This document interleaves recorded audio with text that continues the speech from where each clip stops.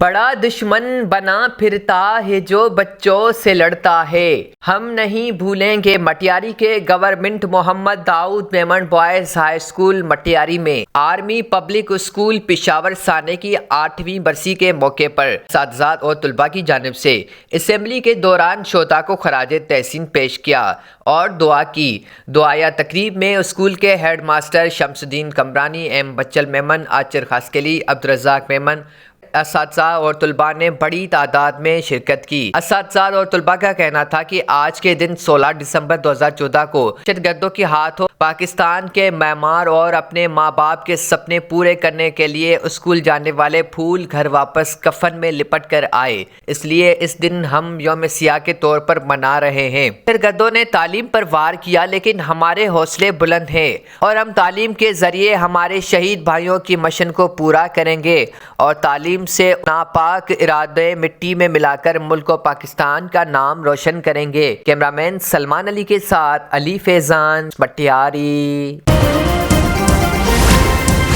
Z110 news, خبر کی اصل خبر۔